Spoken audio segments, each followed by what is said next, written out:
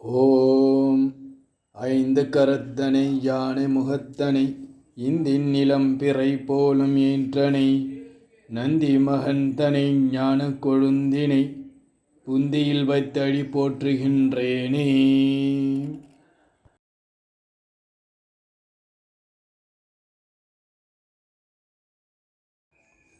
திருமந்திரம் மூன்றாவது தந்திரம்.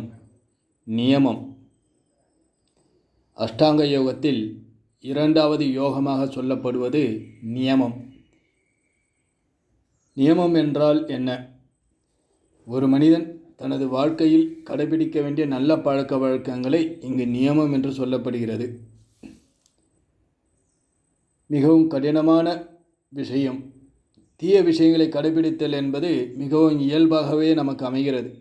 நல்ல விஷயங்களை கடைபிடித்தல் என்பது அதற்காக முயற்சி செய்ய வேண்டியதாக அமைகிறது.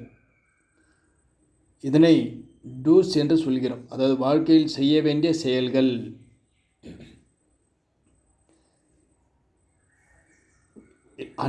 இந்த உலகில் தோன்றிய அனைத்து உயிர்களும் ஒரு நியமத்திற்கு உட்பட்டு தான் செயல்படுகிறது.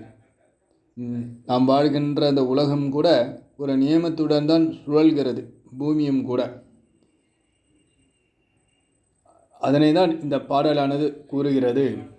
ஆதியை வேதத்தின் அப்பொருளானை ஜோதியை அங்கே கடுகின்ற அங்கியை பாதியுள் மண்ணும் பராசக்தி ஓடுடன் நீதி உணர்ந்து நியமத்தானாமே.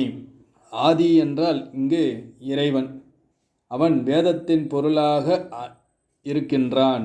அதாவது நாத வடிவாக இருக்கின்றான், ஜோதி வடிவாகவும் இருக்கின்றான். அதாவது சப்தமாகவும் ரூபமாகவும் அவனே விளங்குகிறான். அவன் நீதி உணர்ந்த நியமத்தானே. அவன் தர்மத்தோடு இருக்கின்றான், தர்மத்தை உணர்பவனாக இருக்கின்றான். இவ்வாறு நியமத்துடன் வாழும்பொழுது நமது உடலிலும் மனதிலும் சக்தியானது உண்டாகிறது. எப்பொழுதும் நேர்மையுடன் வாழும்போது அதற்கு ஒரு சக்தியானது எப்பொழுதும் இருக்கின்றது. அதனை தான் இங்கே கூறுகிறார். மேலும் நியமத்திற்கு 10 விதமான குணநலன்களை இங்கு கூறுகிறார். அந்த குணநலன்களை அவர் பாடலாக கூறுகிறார். தூய்மை, அருளுன் ஊன் சுருக்கம், பொறை செவ்வை, வாய்மை நிலைமை வளர்த்தலே, மற்றவை காமம் களவு கொலை என காண்பவை நேமி இறைந்து நியமத்தானாமே. 10 விதமான விஷயங்கள் இங்கு கூறுகிறார். தூய்மை என்பது எப்பொழுதும் சுத்தமாக இருத்தல். அருள் என்பது கருணையுடன் இருத்தல், பிற உயிர்கள் மீது கருணையுடன் இருத்தல். ஊன் சுருக்கம் என்றால் தேவைக்கேற்ப உணவினை எடுத்துக்கொள்ளுதல், அதிகமாக உண்ணாமல் இருத்தல். பொறை என்றால் பொறாமை அற்று இருத்தல், பிறர் மீது வன்மம் கொள்ளாமல் இருத்தல். செவ்வை, வாய்மை என்றால் எப்பொழுதும் உண்மையுடன் பேசுதல். அப்புறம் நிலைமை, உறுதியுடன் இருத்தல். வளர்த்தலே மற்றவை காமம் களவு, காமம் அற்று இருத்தல்.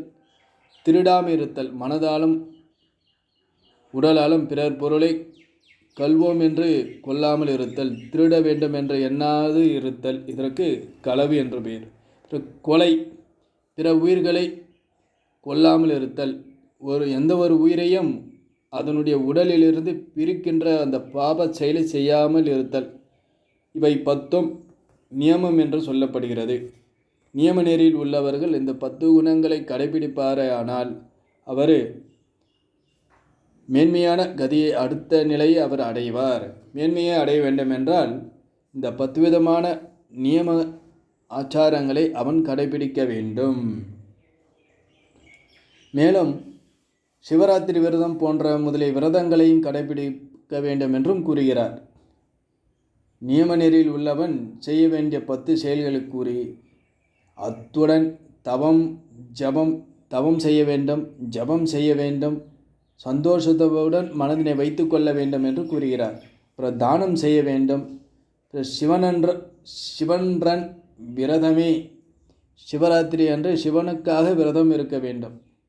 அப்புறம் கேள்வி, அதாவது நிறைய விஷயங்களை இந்த மாதிரி சத் விஷயங்களை கேட்பவனாக இருக்க வேண்டும். பூசை 9 சொல்லீர் 5 நியமம் பல செய்யின் நியமித்தனாமே என்று கூறுகிறார். மேலும் வடநூலான யோக சூத்திரத்திலும் மனதினை சௌச்சம் சந்தோஷக தபக சுவாத்தியாயம் ஈஸ்வர பிரணிதானானி என்று நியமத்திற்கு விதியாக சொல்லப்படுகிறது.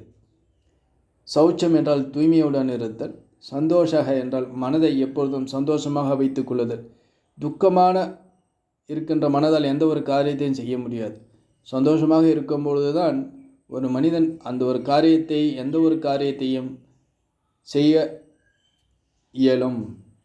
மேலும் தபஸ் செய்ய வேண்டும். ஒரு விஷயத்தை செய்து முடிக்க வேண்டும் என்கிற ஒரு விரதத்தை எடுத்துக்கொள்ள வேண்டும். அதற்கு பேர் தபஸ் என்ற பெயர். மேலும் சுவாத்தியாயம் என்றால் தினமும் இத்தகைய விஷயங்களின் சத் விஷயங்களை கேட்க வேண்டும், படிக்க வேண்டும். திரும்ப திரும்ப அந்த விஷயங்களை படித்து கொண்டே இருக்க வேண்டும். மேலும் ஈஸ்வர பிரணிதானானி, ஈஸ்வரனிடத்தில் அர்ப்பணம் செய்தல். எந்த ஒரு செயலும் ஈஸ்வரனுக்காக செய்தல். உண்பது உறங்குவது எல்லாமே ஈஸ்வரன் அர்ப்பணமாக. ஏன்னா இந்த உடலானது ஈஸ்வரனால் கொடுக்கப்பட்டது, உயிரானது ஈஸ்வரனால் கொடுக்கப்பட்டது. ஆகவே அவரால் கொடுக்கப்பட்ட விஷயத்திற்கு அவருக்கே சமர்ப்பணம் என்ற பாவனையுடன் எப்பொழுதும் இருத்தல் கிருதக்ஞக, நன்றி, ஆட்டிடியூட் என்று சொல்லப்படுகிறது. இத்தகைய விஷயங்களை கடைபிடிப்பவர் நியமத்திற்கு தகுதி உடையவராக ஆகிறார். இந்த நியமத்திற்கு தகுதியுடையவர் தான் அஷ்டாங்க யோகத்தினை அவர் பெற தகுதியுடையவராக ஆகிறார். மேல் அபரிதமான சக்திகளையும் அவர் பெறுகிறார் என்று சொல்லப்படுகிறது. இத்தகைய நியமங்களை கடைபிடிப்பது என்பது இந்த லோகத்திலும் நமக்கு சந்தோஷத்தையும் மகிழ்ச்சியும் தரும்.